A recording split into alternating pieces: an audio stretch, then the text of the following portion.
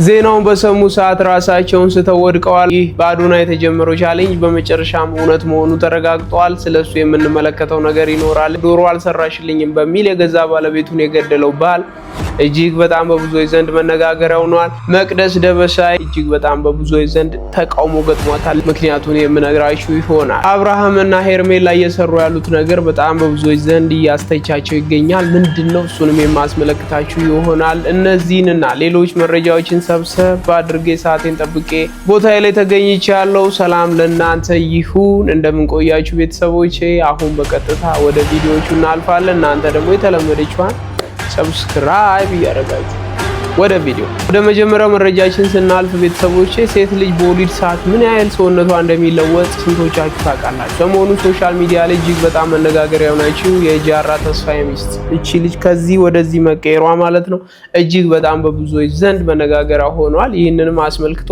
ብዙዎች ሙድ ሲይዙ፣ ብዙዎች ሲያላግጡ ነበረ። ይህ በጣም የሚያሳፍር ነገር ነው በእውነት ለመናገር ማለት ነው። ሴት ልጅ ስትወልድ ኮምፕሊትሊ ገጽታዋ ሊቀየር ይችላል። ይሄንን ማሰብ ማይችል ምን አይነት ማህበረሰብ እንደተፈጠረ አላውቅም። እኔ በጣም የተመቸኝን ሐሳብ ያነሳችው ያደሽ እንግዲህ ያዳ ያለችው ነገር በጣም ሐሳቤን ገዝቶታል። ቪዲዮውን አይተን እንምጣ።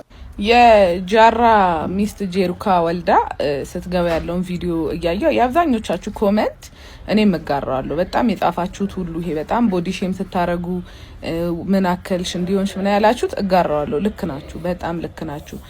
ይሄ ስትሰራ የነበረው ለ9 ወር ስትሰራ የነበረው የሞዴሊንግ ውድድሯ ይሄ ካትወኩ ምናምን እንዲያረጋታል ብለን ሁላችንም አልጠበቅንም እንዴ። በጣም እንዴት እቺ ልጅ 9 ወር ሙሉ ሜካፕዋን ስትሰራ፣ ጂም ስትሄድ፣ ሞዴሊንግ በየመድረኩ ስታቀርብ፣ ጸጉሯን እንትን ስትተኮስ ምን ስትል የከረመሽ ልጅ እንዴት እንዲሆና ትመጣለች? በጣም እኮ የሚገርም እኮ ልክ እኮ ናችሁ። እኔ እኮ በጣም ግርም ነው የምትሉኝ። አንድ ሴት ልጅ ስትወልድ ስንት ግሉኮስ ራሱ እንደሚሰጣት ታውቃላችሁ? ግሉኮስ ኤደማ እንደሚያመጣ፣ ኤደማ ማለት ይሄ ፊታችሁ የሚያብጠው እግራችሁ የሚያብጠው ምን እንደሚያረግ ታውቃላችሁ? ሞቶ እንደሆነ ሴት ልጅ ህይወት እንደምትሰጠው ታውቃላችሁ? አንድ ሴት ልጅ ኦፕራሽን ስትደረግ 12 ሴንቲሜትር እንደዚህ የሚያክል መርፌ በጀርባዋ እንደሚወጋ ታውቃላችሁ? አንድ ሴት ልጅ አምጣ ስትወልድ ስንት አጥንታችሁ በአንድ ሲሰበር ያለው አይነት ፔን እንዳለው ታውቃላችሁ? ስንት ደም እንደሚፈስ ታውቃላችሁ? መራመድ ቀርቶ ልክ ወልዳችሁ ስትነሱ ከአልጋ ወርዳችሁ ስትቆሙ ህይወታችሁን አምላኬ ሆይ እዚሁ በገደልከኝ የሚያስብል ስሜት እንደሚሰማችሁ ታውቃላችሁ?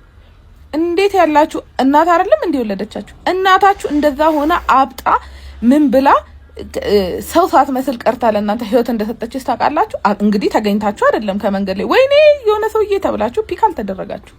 በዚሁ ፕሮሰስ 9 ወር ተረግዛችሁ ነው የተወለዳችሁት። ሀው ካም እንደዚህ ወልዳ የምትገባ ሴት ላይ እንደዚህ ትጨክናላችሁ? ለዛውም ሟ የሆነች ኬክ የሆነች ስርዓት ያላት አንድ ቀን ሰው ነክታ ማታቀሷም በአለም ከመስራት ውጪ መልካም ነገርን ከማስተላለፍ ውጪ ሰው ላይ ደርሰው ነክተው የማያውቁ ሰዎችን እምታምር ኢትዮጵያዊ ከለር ያላት ማንን ጠቅላላችን ወይ በፊልተር ወይ በምንድን ሁላችንም ኢትዮጵያውያን ምን ጥቁር ነን ምንድነው ብላችሁ ነው የምታስቡት?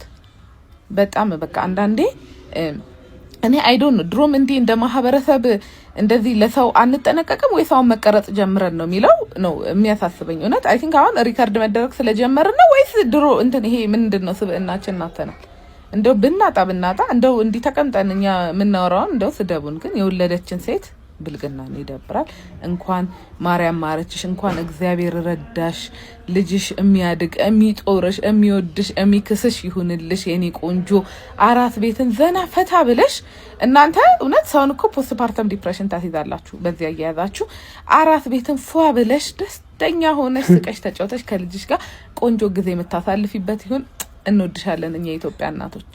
ለማንኛውም የወለደች ሴት ላይ ሙድ መያዝ በጣም የሚያሳፍር ነገር ነው። እግዚአብሔርን እንደዛ እኔ በዛ ደረጃ የወረደ ነገር ሲያደርጉ ምንም በማያውቁት ማንንም ነክተው በማያውቁት ሲተቹ ሲሰደቡ በጣም ያሳፍራል። ለማንኛውም እንዲህ የምታደርጉ ሰዎች እረፉ ለማለት ያህል ነው። እንግዲህ ያደሺ አሪፍ አርጋ ስጠት አርጋችኋለች ማለት ነው። በቂ መልስ ስለሰጠች እኔ ወደ ቀጣይ ቪዲዮ አልፋለሁ። መቅዲን የትመቼ ነበር ኢቢኤስ እያለች ምናምን። አሁን ግን እርሶ ብራንድ አምባሳደር ሆኖ ፎቶግራፍ ቢወጡ የቴሌቪዥን ማስታወቂያ ቢወጡ በቃል በተግባር በሁሉ እሱን የሚያክል የለም። ብዙ እንዳሉት እና መኪና የሚያመጡ ሰዎች በዚህ አጋጣሚ ጋር አምባሳደር ቢያረጉና መኪናው እንደ ኢንካይንድ ወይም ደግሞ ስለሰሩ ማስታወቂያውን የሚሰጥ ቢሆን እነሱ ይጠቀማሉ ብዬ ነው ማስበው። አንደኛ አንቺ ስላልሻው ማንም አይተባበርሽ ሆኖ ለመናገር ማለት ነው። የትኛውም ሰው ይተባበራት እሷ ስላለሽ ማለት ነው። ቀድመኝ ነገር ለምን አላሰበችውም?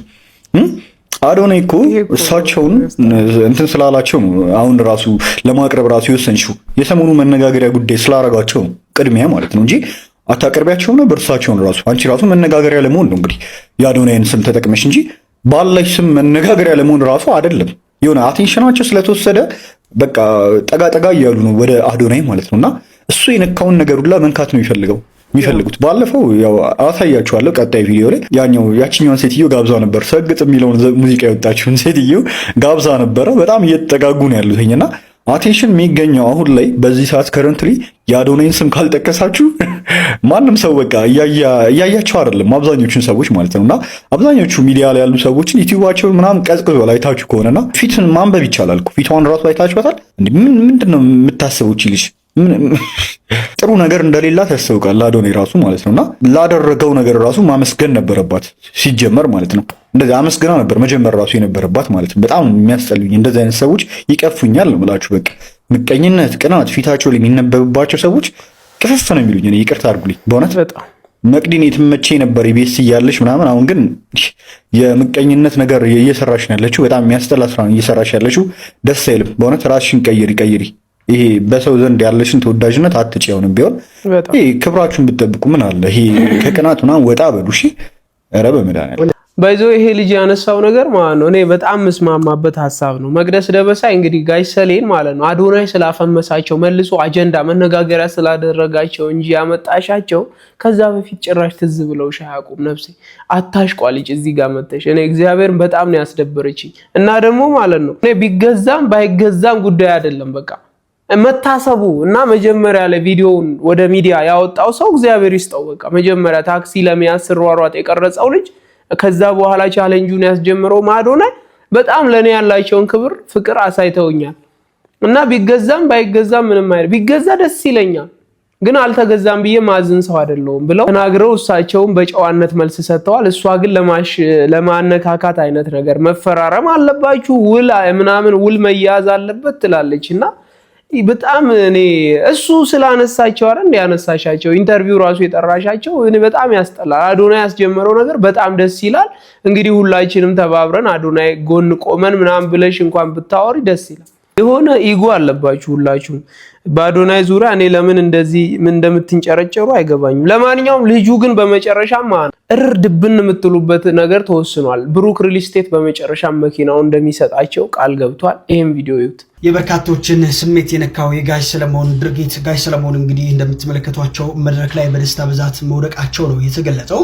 አርቲስት ሰለሞን ተካ በባህር ዳር ደብረ መድኃኔዓለም ቤተክርስቲያን በመንፈሳዊ አገልግሎት ላይ እያሉ ባጋጠማቸው ልዩ የደስታ ስሜት እንግዲህ መድረክ ላይ ወድቀዋል። አርቲስቱ በዝማሬ ላይ እያሉ አንድ የምስራች ዜና የሰሙ ሲሆን በዚህም ምክንያት ታዲያ ደስታው መቆጣጠር አቅቷቸው እንግዲህ መድረክ ላይ ሲወድቁ ታይቷል። ወዲያውኑ በአጠገባቸው የነበሩ ልጆች ከመሬት ያነሷቸው ሲሆን እንዲሁም ደግሞ አርቲስት ሰለሞን ተካም የጀመሩትን አገልግሎት በማቀጣጠል እሰይ ነጋ በማለት እንግዲህ በታላቅ ደስታ ዝማሬውን መቀጠላቸው ነው የተገለጸው። ይህ ሁኔታ በስፍራው የነበሩት ምዕመናን ስሜት የነካ ልዩ አጋጣሚ ሆኖ አልፏል። እናንተስ በዚህ ጉዳይ ምን ትላላችሁ? ሀሳባችሁን አጋሩ። እንደምታውቀው እንግዲህ ብሩክ ሪል ስቴት በአዶናይ በኩል እንግዲህ ቃል የገባውን የመኪና ስጦታ እንግዲህ ሊያበረክትላቸው ቃል እንደገባ የሚታወስ ነው። ይሄ ነው ቤተሰቦች እንግዲህ እሳቸው በመንፈሳዊ አገልግሎት ላይ ያሉ ድንገት ብሩክ ሪል ስቴት 1.1 ሚሊዮን ፎሎወር ስለገባው ቀጣዮቹ 400,000 ፎሎወር ባይገቡ ጉዳይ አይደለም። ለማንኛውም እኔ መኪናውን እሰጣቸዋለሁ ብሎ ቃል በቃል በራሳቸው ኦፊሻል ቲክቶክ አካውንት ገልጸዋል። ይህ በጣም ብዙ ኢትዮጵያውያን ተደስተውበታል። ለጋሽ ሰሌም መኪና በመገዛቱ እጅግ በጣም ደስ ብሎኛል። እንዲሁም ቻሌንጁ ላስጀመረው አዶናይም በጣም ደስታ ተሰምቶኛል። ለምን ካላችሁኝ እኔ ራሴ ከዚህ በፊት የተናገርኩት ንግግር ከቻልኩ እዚህ ጋር አስገባላችኋል። አቅም እንዳለና የምር ማድረግ እንደምትችል ብዙ ጊዜ አሳይተናል። አዶናይ ካወራ ያደርገዋል ብዬ ማመን ጀምሬያለሁ ነውና አዶናይ ተናገረ ማለት ያደርገዋል ብዬ ተናግሬ ነበር። ስለዚህ አዶናይ ካወራ ያደርገዋል ብዬ የተናገርኩት ነገር እውነት ሆነ ማለት ነው። ስለዚህ አላሳፈርከኝምና ብራዘር በጣም ኮርቼ ይባሃለሁ። ጋሽ ሰሌ እንኳን ደስ አሉት። እኔ እኮ አዶናይ አጀንዳ በቃ በስማሙል በየደቂቃው አዲስ ነገር ይሰጠናል። ሰግጥ ፈምስ የሚለው ወርድ ችግር ያመጣል፣ ወጣት ያበላሻል። ይሄ ነገር ልክ አይደለም፣ ልጁን በመጥፎ መንገድ የተረዱት ወጣቶች አሉ ብዬ መጀመሪያ ከማንም በፊት ነው የተናገርኩት። እኔ የሚያቀቀዋል ግን ይህ ማለት ግን መታችሁ ይሄ ልጅ እንትን እንድትሉት ይኸውላችሁ፣ የሃይማኖት አባቶች በሁሉም ሃይማኖት ያላችሁ ይሄ ልጅ ተናገሩት፣ ፕሮፌሰሮች ተናገሩት፣ ፕሮፌሰሮቹ መጣላችኋለሁ እናንተ የሃይማኖት አባቶች። የሃይማኖት አባት መጀመሪያ ነገር የሃይማኖት አባት ካራክተር ሊኖራችሁ ይገባል። የሃይማኖት አባት ልጄ ምንድነው ይሄ ነገር እያልክ ያለው ትውልድ እንትን እያልክ ነው ብላችሁ ጠርታችሁ እሱን ነው የምታናገሩት። እሺ መጀመሪያ አቅቷችሁ ማለት ልጁ ደግሞ ትዕቢትም ያለበት ልጅ አይደለም። እናንተ ሲጀመር የሚዲያ ፍጆታና እንትን ላይ ፈለጋችሁ ለትውልዱ አስባችሁ ነው እናንተ ፕሮፌሰሮቹ ውይ ሰፈልጋችሁን ያገኛችሁ ባይዘ ሰበብ ነበር ያጣሁት። እናንተ የትኛውን ታሪክ የትኛው ባህል ይበላሻል ብላችሁ ነው ካልቸር ያበላሻል ይሄ ሰግጥ ፈምስ እያለ የምትሉት? የትኛውን የእናንተ የትኛውን የሚረባ ካልቸር የሰጣችሁን ነው? ኮሚኒስት አይደላችሁ እንዴ እናንተ? የትኛውን ሃይማኖት ነው ኮሚኒስት? የካርል ማርክስ ኤቲስትነትን ሃይማኖትን እንደ እስር ቤት የሚያስብን አይዲዮሎጂ ተጠምቃችሁ እንደ ጋኔል አለቀ ብሏችሁ እስከዛሬ ስለሱ አይደል እንዴ የምትጽፉት? ስለ ካልቸሩ ተጨንቃችሁ ነው እንደዚህ አንድ ጨፍልቃችሁ የራሺያና ይሄ የአንድ ብሔር እንትን አስመሰላችሁ ጥላችሁት የሄዳችሁ ካልቸርን ደምስሳችሁ የሄዳችሁትን ብሔር ነው ምንድነው? እናንተ እኮ ሀገሪቷን አደሄታችሁ የሄዳችሁ ሰዎች እኮ ናችሁ። ታሪክ ነው ታሪካችሁ እንዳይበላሽ የኢትዮጵያ ታሪክ መረዛችሁ ተንኮል ጽፋችሁ ያልተፈጠረ ጽፋችሁ ሁላችሁንም አይደለም አሁን መጽሐፋችሁ ውስጥ ያልተጻፈ ያልተፈጠረ ነገር ያልተደረገ ነገር ተደረገ ብላችሁ የተደረገውን ደግሞ ክዳችሁ ፍቅሩን ብቻ መጥፎውን ብቻ ያወራችሁ ኤክስትሪሚስት ሆናችሁ ብሔርተኛ ሆናችሁ ጽፋችሁ ደግሞ እናንተ ናችሁ ለኛ የምትመክሩን። እናንተ ሙዚቃችን የኛ መጥፎ ነው ይሁን መብታችን ነው። ጸጉራችሁ ስታይላችሁ የኛ እንደ እብደት ነው፣ የናንተ ስታይል ነው፣ የናንተ ዘመናዊነት ነው ማለት ሁሉ የኛ ነገር ክሪቲሳይዝ ለማድረግ እንዲህ ተቀሰራችሁ አጥታችሁ። ይሄ ስንት ጥሩ ነገር ሲሰራ አንድ ቀን ተናግራችሁ ማታውቁ ሰዎች መጥፎን ሲመጣ ለቃቀማችሁ አትምጡ።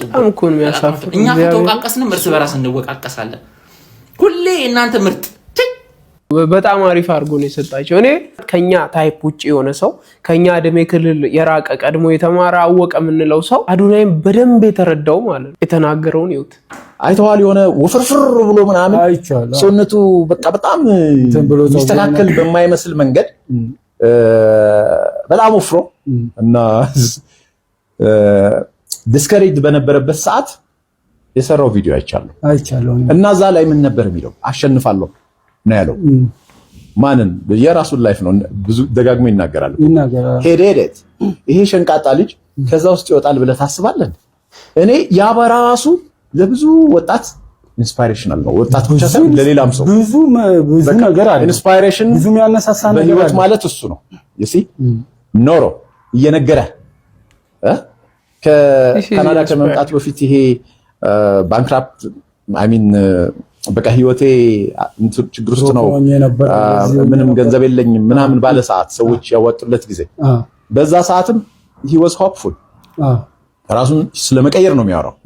እኔ ማስበው ካልኩሌትድ የሆነ ኢንፍሉዌንስ ለመፍጠር አስቦ የመጣ ሰው በደንብ አስቦ የመጣ ነው። ባጭር ጊዜም ያደረገ ሰው ነው። ባጭር ጊዜም ያደረገ ሰው ነው። ሞር ኦፍ ትኩረት እዛ ጋር ነው መሆን ያለበት። አሁን የሆነ ቀን ድድብ ባለ ምናምን ብለህ ቃላት መሰንጠቅ ምን ይጠቅማል? ነው ቃላት እየሰነጠቅኩ አይደለም። ለምሳሌ ትምህርት ላይ እንዴት ነህ ተብሎ በአንድ ሚዲያ ላይ ቀርቦ ሲጠየቅ ትምህርት ምን ይሽልም ቢጂኒየስ ግድ አይደለም። አዎ ግን ትምህርት አለ ትምህርት እስከዚህ መኛልና ምንም ነበር ማልፈልገው ማልወደው 39ኛ ወጣ ነበር ከ40 አለ። እሱ ማለት ደደብ ነው ማለት ግን አይደለም። ደደብ ነው ማለት አይደለም። ፖይንቱን ነጥቦቹን እያያዝን ነው የምንመጣው እኮ ነው እያያዝን እኮ ነው የምንመጣው። ምንድነው አንተ ትምህርት ቤት ውስጥ እኔ አንደኛ ነበር የምወጣው ዳዝሚን ከሌላው ሰው እለያለሁ ማለት ግን አይደለም። እኔም አንደኛ ነበር የምወጣው፣ ሁለተኛ ነው ሶስተኛ ነበር የምወጣው። ገብቷል? እኔም እንደዛ ነበር የምወጣው ግን እኔ የምፈልገው ደረጃ አልደረስኩም። አክቹአሊ አልደረስኩም ኮሱ ታዲያ ነው እሱ ግን እሱ ደግሞ ያለው ይሄንን ቶ ለዚህ አትጠነቀ እንዴ ድሮ ገንዘብ ነው ምናምን እንዳለው አሁንም ኮንቴክስት ማተርስ። እኔ ስረዳው አንተ በምትለው አልተረዳሁም። ማወቅን ለመኮነን ለማዋረድ ምናምን አይደለም የተናገረው። ያ እንደዛ ነው። አንደኛ የራሱን ኢንስፓይሬሽናል ሜሴጅ ማስተላለፍ ፈልጎ ነው። ሜጀር ነጥቡ እኔ የገባኝ ምንም ነገር ወደኋላ እንዳይጎትትህ። አይ ድድፍ ብያለሁ አልሰማም እኮ አይደለም ያለው እንዳትሰማ እንዳታለ ደድብ እኮ ነው ያለው። ደድብ ለበረከቴ ደድብ ለምናምን ደድብ ምናምን ነው ያለው። ያ ማለት አልሰማም ነው በቃ ደደብ ነኝ ብትመክረኝ አልሰማህም፣ ወደኋላ የሚጎትተኝ ነገር ብትነግረኝ አልሰማህም። እኔ አላማዬ ጋር ነው ታርጌቴ፣ ሰው ወደኋላ አልቀርም። ይሄን ለምን መረዳት አልቻልክም? አልገባኝም። ለምን ዝም ብሎ ቃላት ኮንቴክስት አውድ ማተርስ የተናገረበት አውድ የግድ ይሄ ልጅ እንደዚህ ለመናገር አንደኛ መውጣት አይጠበቅበትም። 39ኛ አይደለም 59ኛም ቢወጣ ፕሩቭ አረገልህ እኮ በህይወቱ ትምህርት ብቻ እንዳልሆነ ፕሩቭ አረገልህ። ትምህርት ብቻ አይደለም ፕሩቭ አረገልህ እና ደግሞ we see it እኮ in life የእውነተኛው ህይወት ውስጥ ስናይ ብዙ ፕሮፌሰሮች፣ ብዙ ዶክተሮች፣ ብዙ ኮንትሪቢዩት እያደረጉ ያሉ ሰዎች ህይወታቸው ሚዘረብል ነው። አሁን ይሄ ልጅ ይሄን ነው እያመለጠ ያለው። ሚዘረብል ላይፍ አልፈልግም ነው፣ መቸገር አልፈልግም ነው። ስለዚህ ሲቹዌሽኑ ሁኔታው የሚፈልገው ብዙ መመራመር ምናምን አይደለም። ለምን የምትመራመር ከሆነ አክት አታረግም ነው። እኔ የገባኝ ኮንቴክስቱ እሱ ነው። ወደ ድርጊት አትገባም ከተመራመርክ። አሁን ለምሳሌ የራሱን ኮንፌስ ያደርጋል ልጁ። አንድ የወደድኩለት እንትኑ ንጹህ ነው ማይንዱና በጣም ብዙ እኮ ተናዘዘልህ። እኔ በተስፋ በቆረጥኩበት ጊዜ እንደዚህ ነበር፣ ዝቅተኝነት ይሰማኝ ነበር። ሰው ሁሉ ማይወደኝ ይመስለኝ ነበር። ኢቭን ሰው ላለማግኘት እኮ የማታ ስራ ይሰራ ነበር ምናምን፣ ከሰው ላለመገናኘት። በዛ ልክ ከሰው ራሱን አግልሎ ምናምን በጣም ዝቅተኝነት ስሜት ይሰማው የነበረ ልጅ ነው። ከዛ ውስጥ አሸንፋለሁ ሲልም ያንን ማንነቱን ነው ሁልጊዜም ታርጌት የሚያደርገው። ከሌሎች ጋር እየተወዳደርኩ አይደለም ነው። ይሄ እኮ ባይ ዘ ወይ ሞቲቬሽናል ስፒከርስ የምትላቸው በጣም ትልልቅ የውጪ ሰባኪያንና ጸሐፊያን የሚያወሩት ኮንሰፕት ነው። አንብቦ ሊሆን ይችላል፣ አላነበበ ሊሆን ይችላል። ይዝማተር ሀሳቡ ግን በጣም ትልቅ ሀሳብ ነው። ከራሴ ጋር ነው ወዳደረው። በጣም ትልቅ ሀሳብ ብዙ ሞቲቬሽናል መጽሐፎች ላይ ያለ ትምህርት ነው። ስላላነጀበብህ ነው እንትና እንዳለው ምናምን ስላላለ ነው። ኦልሬዲ እኮ ሀሳቡ ትልቅ ሀሳብ ነው። ሌሎች ትልልቅ ሰዎች እና ደግሞ እያወራ ብቻ ሳይሆን ይሄ ልጅ እያረገ ነው፣ እየኖረ ነው። ሄዴት በአመት ባልሞላ ጊዜ ውስጥ ብዙ ነገር ነው የቀየረው ራሱ ላይ ራሱ። ይሄ ሁሉ ፌም እኮ የመጣው በጣም የመጣው አንድ ፖድካስት ላይ ቀርቦ አያቱን ስላወራ ገብቷል። ስትራቴጂ ኃጢአቱን አራገብከው ምናምን ተጋነነ ከኮንቴክስት ወጥቶ ያው አይደል እሱ ልጁ የተናገረው እንደ ኮንፌሽን ነው። የነበረበትን ችግር ተናግሮ ለሌሎች ትምህርት እንዲሆን ነው የተናገረው። ራሱን ቀይሮ በዚህ ደረጃ የተረዳው ሰው አይቻላል። the most famous ሆኖ and influencer እነዛ ነገሮች እንዳይነሱ ማድረግ ይችላል። ይሄ እኮ አቅም ነው። ከዚህ ነው መማር ያለብህ። በቃ ማርያምን ስማ እኔ ማለት ነው ቤተሰቦቼ በዚህ ደረጃ ይሄን ልጅ የተረዳው ሰው አላገኘውም ነበረ። አሁን ግን ተሳክቷል። ምክንያቱም አሁን ይኸውላችሁ አዶናይስ እኔ በጣም ብዙ ጭቅጭቅ ገጥሞኛል። መንገድ ላይ በራይድም ሲሄድ በምንም ሲሄድ ማለት ነው አዶናይ አይመቸኝም ሲል እኔ ደግሞ እከራከራለሁ። ለምንድን አይመቻችሁ ማለት እስኪ አስረዳኝ፣ ያልተመቸህን ፓርት አስረዳኝ እስኪ ምናምን ስትለው ፍሬ ነገር የሌለው ማስረጃ ነው የሚያቀርብ። ሲጀመር ልጁን አያውቁትም ነው በቃ ገባችሁ? ራሱ ኃጢያቱን ለንስሐ አባቱ መናገር የነበረበትን ኃጢያት ለህዝቡ በአደባባይ ተናግሮ ራሱን አነጻ። ከዛ ሰዎች በዛ በኃጢያቱ ሙድ እየያዙ ማላገጫ መስሪያ ቅጽል ስም እስኪያደርጉለት ድረስ አላገጡበት። ግን እሱ ሳይሰማ ያንን ሁሉ ሰባብሮ ዛሬ ነው 4 ሚሊዮን ሊገባ 100,000 ፎሎወር ነው የቀረውና ተጽዕኖውን ተመልከቱ። እና እኔ አዶናይን በአካል አግኝቼው አላቅም። በሶሻል ሚዲያ እንደማንኛውም ሰው ነው ማየው፣ እንደማንኛውም ተመልካች እከታተለዋለሁ። እዛ ውጪ ምንም አይነት በፐርሰናል ጉዳይ አውርተንም አናቅም፣ እግዚአብሔር በሚያውቀው ማለት ነው። ግን እያንዳንዱን ፖድካስቶቹን በጥልቀት ለመረዳት ሞክሬያለሁ። ሰዎች በዚህ ደረጃ ራሳቸውን አዋርደው ኢጓቸውን የሰበሩ ሰዎች አጋጥሞኝ አያውቁም። ግን ሁላችንም ታስረናል። ሁላችንም ግን ኃጢያት አለብን፣ ለሰው ማናወራው ማለት ነው። ስለዚህ ያንን ኃጢያቱን ግን እሱ ለአደባባይ ህዝብ አወራ። ይሄው ዛሬ አዶናይ አሸንፏል ማለት ነው። አም ሶሪ እንግዲህ ጠላቶች የአዶናይ ጠላቶች ካላችሁ ምንም ማድረግ አልችልም፣ ልትቃጠሉ ትችላላችሁ፣ ፈቅጄላችኋል። አብርሽና ሄርሜላ ጉዳይ በጣም መነጋገሪያ ሆኗል። ባለትዳር ሆኖ የሰውዬ የልጅ አባት ሆኖ እንዴት ከሷ ጋር እንደዚህ ይሆናል በሚል ብዙዎች የተቹ ነው። እነሱ ግን ለተቺዎቻቸው መልስ በሚመስል መልኩ እስኪ አንድ ዘፈን ለቀዋል። እስኪ ነው ለተዋደድ ነው ታዲያ ሰው ወሬ ምን የሚሉት ነው እያለች ነው። ኢማጂን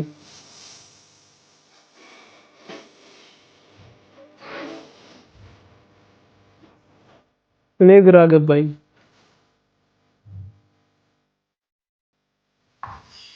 እኛ ፈልገን ለተዋደር ነው ታዲያ የሰው ወሬ ምን የሚሉት ነው እያሉ ነው። ምን ትላላችሁ ቤተሰቦቼ? በጣም አይከብድም? የልጅ አባት ሆነ የሩታ ባል ሆነ እንግዲህ እዚህ ጋር ደግሞ ከሄርሜላ ጋር ሆቴል አልጋ ይዘህ ምናምን ሪዞርት ለሪዞርት መዞሩ ልክ ነው ብላችሁ ታስባላችሁ? እስኪ ሀሳብ አስተያየታችሁን ኮመንት ስራ አስቀምጡልኝ።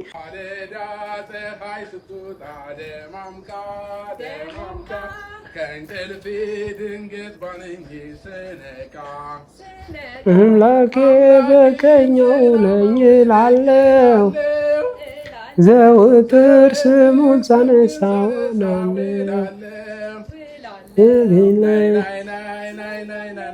ይሄ የት ነው? ሆቴል ነው፣ ሪዞርት ነገር ነው። እንግዲህ እነዚህ ልጆች በዚህ ደረጃ ሪላክስ እያደረጉ ያው ይገኛሉ ማለት ነው። ግን እሱ ያው የአንድ ወንድ ልጅ አባት ነው። ወንድ ነው አይወለዱም? እንደዛ ነገር ነው። ይኸው እዚህ ጋር ደግሞ ሄርሜላ ሃይ ጋይሶች፣ እንግዲህ ዛሬ የምወደውን የሆነን ሰው ላሳያችሁ ነው። እስቲ ቀብረር በል። ይሁት እንዴት አባቱ እንደሚያምር ይሁት። ይሄ ቆንጆ ይሄ ነው እየተካሄደ ያለው እንግዲህ እኛ ላይ ማለት ነው። ቤተሰቦች ምን ትላላችሁ? አብርሽና ሄርሜላ እየሰሩ ያሉት ነገር ልክ ነው ብላችሁ ታስባላችሁ? እንዳታስቡ፣ በጣም ልክ አይደለም ለኔ ማለት ነው። ምንድነው የምንማረው የሚለው ነገር አንዳንዴ ቆም ብለን ልናስብበት ይገባል። ዶሮ አልሰራሽልኝም በሚል ባለቤቱን የገደለው ባል ተሰምቷል። ይሄ በጣም የሚገርም ዜና ነው። እስኪ እንስማው። ዶሮ ወጥ አልሰራሽልኝም በማለት ባለቤታቸውን በ3 ጥይት ተኩሰው የገደሉት የ75 ዓመት አዛውንት በእስራት ተቀጡ። በሰሜን ሸዋ ዞን ፍታሌ ከተማ 01 ቀበሌ ነዋሪ የሆኑትና የልጆች አባት የሆኑት አቶ ቦጋለ ኃይሉ የ75 ዓመት አዛውንት ናቸው። አቶ ቦጋለ ከወይዘሮ አባይቱ ከበደ ጋር ትዳር መስርተው ይኖሩ እንደነበር የሰሜን ሸዋ ዞን አቃቢ ሕግ ጽሕፈት ቤት የተለያዩ ወንጀሎች ምርመራ አቃቢ ሕግ አቶ ዳዊት ንጉሴ ለብስራት ሬዲዮ ተናግረዋል። አቶ ቦጋለ ሰኔ 1 ቀን 2017 ዓ.ም ከገበያ አንድ ዶሮ ገዝተው ይመጡና ባለቤታቸውን ዶሮ አምሮኛል ስሪልኝ የሚል ትዕዛዝ በመስጠት ምሽት 11 ሰዓት ላይ ከገበያ የገዙትን ዶሮ ያስረክባሉ። ወይዘሮ አባይቱ የባለቤታቸውን ትዕዛዝ በመቃወም ዶሮ እኮ ሲሰራ ብዙ ግብአቶች ይፈልጋል፣ ያንን ሳታሟላ ዶሮ አምሮኛል ስሪልኝ አይባልም በማለት ሲመልሱ በመካከላቸው አለመግባባት ተፈጥሮ ወደ ጸብ ያመራሉ። በዚህ ጊዜ ድምጻቸው ተሰምቶ የማያውቀው ባልና ሚስት በተሰማው ጩኸት ጎረቤት መሃል ገብቶ ያገላግላል። አቶ ቦጋለ ኃይሉ በቁጥር ኤኤል 34021 የተመዘገበ ማካሮፍ ሽጉጥ በመያዝ ከቤት በመውጣት መጠጥ ቀማምሰው ከ1 ሰዓት በኋላ ሲመለሱ ዶሮ ሳይታረድ ስለጠበቃቸው በንዴት ወተት እያለቡ ያሉትን ባለቤታቸውን አባይቱን ከበደን አከታትለው በ3 ጥይት በመምታት ጉዳት አድርሰው ሊያመልጡ ሲሞክሩ በጸጥታ አካላት በቁጥጥር ስር ውለዋል። ተጎጂዋ ወደ ፍታል ጤና ጣቢያ ተልከው በሕክምና ላይ ያሉ ህይወታቸው እንዳለፈ አቃቢ ሕግ ዳንኤል ለብስራት ሬዲዮ ገልጸዋል። ተከሳሽ ቦጋለ ኃይሉ በ19 ዓመት እስራት እንዲቀጡ መወሰኑን አቃቢ ሕግ ዳንኤል ንጉሴ ጨምረው ለብስራት ሬዲዮ ተናግረዋል ስትል ኤደን ሽመልስ ዘግባለች። እንግዲህ ቤተሰቦቼ 19 ዓመት እስራት ተፈርዶባቸዋል እኚህ ሰው ማለት ነው። በጣም ያስደነግጣል አይደለ? እንግዲህ 19 ዓመት ከዚህ በኋላ ሚስታቸውንም አጥተው በመቁረቢያ እድሜያቸው ደግሞ 19 ዓመት ሲፈረድባቸው የማታ እንጀራ እርግማን ማለት ይሄ ነው። በጣም ያስደነግጣል። እና ያው እንግዲህ ከእስር ከተፈታች በኋላ የለቀቀችው ቪዲዮ እጅግ በጣም ብዙዎች የተቀባበሉት ይገኛሉ። ይሁት እስኪ እኔ እናንተ ብቻ በምናቃት በዛች ቀን መሽተውከኝ፣ በቤተ መቅደስ መጥቼ ያለቀሱ ቀን መሽተውከኝ፣ በተራብኩ ቀን መሽተውከኝ፣ በተጠማው ቀን መሽተውከኝ፣ በታረስኩኝ ቀን መሽተውከኝ፣ በምድረ በዳ ለብቼ ሳለው መሽተውከኝ፣ እናትም አባትም ዘመድም የሆንከኝ ጓደኛ የሆንከኝ አንተ አይደለህም ወይ? ሰዎች የዛሬ መብላቴን ያያሉ፣ አንተ ትላንትና መራቤን ታውቃለህ። ሰዎች የዛሬ መርካቴን ያያሉ፣ አንተ ትላንትና መጠማቴን ታያለህ። ሰዎች የዛሬ መልበሴን ያያሉ፣ አንተ ትላንትና ተመስገን ለምስጋና ስላሰባሰብከን እግዚአብሔር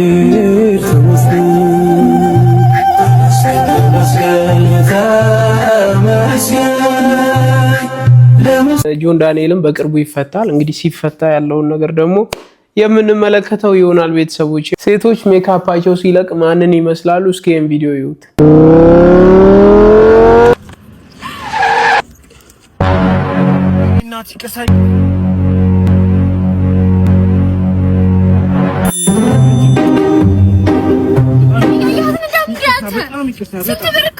በጣም ወይኔ አንተ አይደብርም እንዴ? ሰው እኮ ላገኝ ነው። ሜካፕን እኮ አስለቀቅብሽ። አስተላም አርፋተና ምንድነሽ? አንቺ ምንድነሽ? ሴቶች ያለ ሜካፕ ታኩርን ነው የሚመስሉት እየተባለ ነው። ትስማማላችሁ? እኔ አይደለሁም ያልኩት፣ ያው ኮንተንት ክሬተሮች ናቸው። እኔን አታነካኩኝ። ወይ ጌታ ወይ። አንዳንድ ጊዜ ምንም ያክል ቢጣማችሁ እንኳን ውሃ ማትጠይቋቸው ሰዎች አሉ። ምክንያቱም ውሃ የሰጧችሁ ዕለት በዛኑ ቅጽበት ዓለምን እየዞሩ እኔ ነኝ ጥሙን የቆረጥኩለት እያሉ ያውጃሉ። እንደዚህ አይነት ሰዎች ደግሞ እናንተን በቅን ልባቸው መርዳት ፈልገው ሳይሆን እናንተን በመርዳት ውስጥ መመጻደቅ ስለሚፈልጉ ነው። እንዲህ አይነት ሰዎች ራቁ ለማለት ነው። የሆነች ትንሽዬ ነገር አድርገው አመት ከሚያወሩ ሰዎች ራቁ። ሌላ ምክር እስኪ። በዚህ ህይወት ላይ ሁሉም የሌላችሁና ያላችሁ ነገር በሁለት ሰከንድ እንደዚህ እንዲኖራችሁና እንዳይኖራችሁ የሚያደርግ ፈጣሪ እንዳለ እንዳትረሱ። ካላችሁ አመስግኑ፣ ከሌላችሁ ጠይቁና ጠብቁ። ይመቻችሁ። በሁለት ሰከንድ ብሎ ድቅድቅ ጨለማ ወደሚደነቅ ብርሃን ያመጣችኋል ማለት ነው። ከድህነት ልም ካለ ድህነት ወደ ሀብት በቃ እንዲህ አድርጎ የሆነ ታሪክ ይቀይራልና እሱ እንዳለ ካመናችሁ ካላችሁ የሆነ ሰዓት ሙሉ ልታጡት እንደሚችሉ በማሰብ እግዚአብሔር ያመሰግናለሁ ይሄን ስለሰጠኸኝ ቴንኪው እያላችሁ ኑሩ። ካጣችሁ ደግሞ ጸልዩ፣ ከዛ ጠብቁ። መጠበቅ ደግሞ ይከብዳል፣ ግን የጠበቁ የጸኑ ሰዎች ግን ሁሌም ያሸንፋሉ። የመርሳት በሽታ ያለበት ጀለስ ከእስር ሲፈታ ደርሻለሁ ብለዋል። እማዬ ግን እኛ ረሱን ይሁን እንዴ? እኔ እናቱን እናንተ ወንድሙን ከረሳማ ጉድ ነው እንዴ? እኛንማ አይረሳንም እኮ እንኳን ለቤት አበቃ ወንድሜ፣ እንኳን ለቤት አበቃ ወንድሜ፣ እንኳን በሰላም ቆያችሁ። እናንተን ካገኘው አይቀር ቀጣይ የምትሆኑ ሰርክዬ ነች። የትዳር አጋሪ ብዬ አሰብኳት፣ ፍቅረኛ ብዬ አሰብኳት ሰርክዬ እኔ እናት። አሁን እድሜዋ እንደኔ ገፍቶ ሊሆን ይችላል፣ 40 ምናምን ገብታ ሊሆን ይችላል። ቶሎ ትኝት ዱልዱል ቶሎ እንቁላሏ ፌል ሳይረክ ሰርክዬን አገናኙ ማካችሁ። ቤታቸው ረስቼዋለሁ። ንገሪኝ ማይ። ምንድነው የታሰርከው? እኮ ሰርካለም ስትማግጥብህ አግኝታ ገላሃት። ሰርክን እንግዲህ እኔ ታስርኩ። እንዴት ዘነጋሁት? ሰርክዬን ቋጭጄ። ወይኔ በቃ ጓደኛዬ ጋር ልሂድ። ከባያ ጋር አንድ ሁለት እያልኩ ጽናናለሁ። ባያ አራዳልጅ ባያ ከወሰዱኝ ቤታቸው ረስቼዋለሁ። ወንድሜ ስትማግጥብህ ያስካት እኮ ከባይሉ ጋር እኮ ነው። እሱንም ገለዋል። ባያንም ቋጨሁት። አረኩ ባያን ወንድሜ ይዞ። ኧረ ምን ይሻለኛል እኔ? ይሄማ በእስር ብቻ ይወጣልኝ። ቁጭት ቤተሰቦቻችሁን ሂጅ ይቅርታ፣ የእሷን እናትና አባት ይቅርታ ልበላችሁ ዘሩኝ። ወንድሜ እነሱንም እኮ ለፖሊስ ጠቆማችሁ ብለህ ማለት በሷ ቁጭት ጸጥ አረካችሁ። 7-0 እንዳይቀጥል እኮ ነው ያረኩ ወንድሜ። ምን ይሻለኛል? ምን ይሻለኛል? አይዞን ማን አባሽ ነሽ? ምን አባሽ ነሽ? ተመርከሽን ታርክሽ እናትህ እኮ ነኝ። የምን አባ እናት? አንተ ራስህ ማነህ? ወንድምህ ነኝ። አሃ ሻሾ የምንሻሻ ፖሊስ ዶሚኔት እንግዲህ ቲክታክ ክሬቲቭ አዋርዱን ከበላ በኋላም አልተቻለም ነው ብላችሁ በቃ እያበደ ነው። በሐሳብ ሳላውቀው ደንገጎ ለጭርሽ የገባው ድሬ መጋላ እዝጎ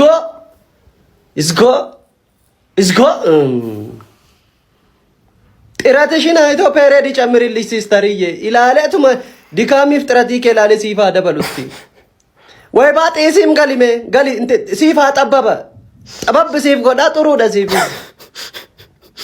ማልን ቅዲኑም ትኬ ማልን እስቲያውን አከስ ጀታ ጭራሽ ጀታ ወይ እኛ ሀገሩን እንልቀቅላችሁ እስቲ እናንተ ኑሩበት፣ እኛ ሌላ ሀገሩ ሰዱንና እስቲ ሲፋጀ ዳርት ይጅራዳም እቺን ሀገር እንልቀቅ በቃኛ ተደራይተን